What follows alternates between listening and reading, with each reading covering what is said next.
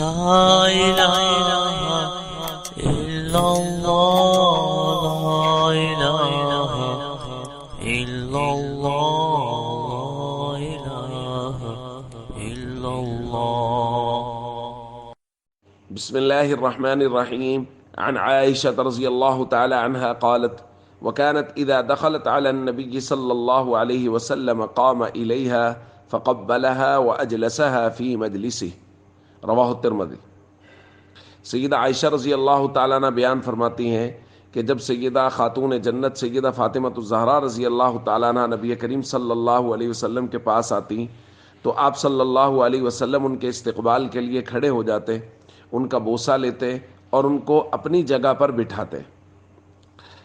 دوستو، کیا ہی عظیم شرف اور فضیلت اور قسمت اللہ تعالیٰ نے سیدہ فاطمہ رضی اللہ تعالیٰ عنہ کو نصیب فرمائی کہ پوری کائنات محمد کریم صلی اللہ علیہ وسلم کے استقبال کے لیے کھڑی ہوتی ہے، اور محمد کریم صلی اللہ علیہ وسلم اپنی سب سے چھوٹی بیٹی سیدہ فاطمہ رضی اللہ تعالیٰ عنہ کے استقبال کے لیے کھڑے ہو رہے ہیں۔ ایک مومن اور مسلمان کی شان یہ ہے کہ وہ نبی کریم صلی اللہ علیہ وسلم کی چاروں بیٹیوں کی عقیدت اور محبت اپنے دل میں رکھے، اور خاص طور پہ حضور کی سب سے چھوٹی اور لاڈلی صاحبزادی حضرت فاطمہ رضی اللہ تعالیٰ عنہ کی عقیدت۔ اور نبی کریم صلی اللہ علیہ وسلم نے ان کے بارے میں بے شمار فرامین ارشاد فرمائے۔ ایک روایت میں فرمایا: ما ترضین ان تکونی سیدۃ نساء اہل الجنہ، فاطمہ آپ اس بات پر راضی نہیں کہ آپ جنتی عورتوں کی سردار ہوں گی؟ اور ایک کمال اللہ تعالیٰ نے ان کو یہ بھی نصیب فرمایا کہ حضور کا نسب ان کے ذریعے سے جاری ہوا، اور اللہ تعالیٰ نے حسنین کریمین جیسے شہزادے ان کو نصیب فرمائے۔ مشہور قول کے مطابق 3 رمضان المبارک سیدہ فاطمہ رضی اللہ تعالیٰ عنہ کا یوم وفات ہے۔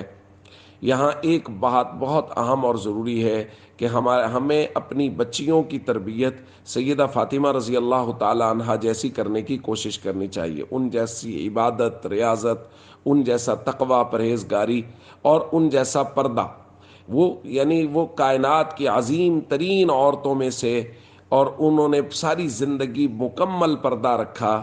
تو کچھ خواتین کہتی ہیں جی پردہ دل کا ہوتا ہے، آپ بتائیے سیدہ فاطمہ رضی اللہ تعالیٰ عنہ سے پاکیزہ دل کس کا ہوگا کہ وہ بھی ساری زندگی، اور یہاں تک کہ انہوں نے وفات کے بعد کی بھی وصیت کی کہ میرے پردے کا اور میرے کفن کے پردے کا بھی خیال کیا جائے۔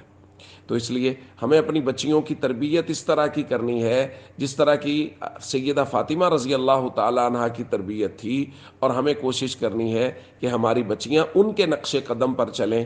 سوشل میڈیا اور دیگر چیزوں کی وجہ سے ہماری بچیوں کی جو آئیڈیل شخصیات ہیں وہ بدل رہی ہیں، وہ ٹی وی ایکٹریسز اور اس طرح کی چیزوں کو اپنا آئیڈیل بنا رہی ہیں۔ ہمیں چاہیے گھروں میں سیدہ فاطمہ رضی اللہ تعالیٰ عنہ، بنات نبی صلی اللہ علیہ وسلم، ازواج مطہرات کے قصے بیان کریں، ان کی حکایات بیان کریں، ان کے عبادت، تقوی اور طہارت کا بیان کریں، تاکہ ہماری بیٹیوں کو ان جیسا بننے کا شوق پیدا ہو۔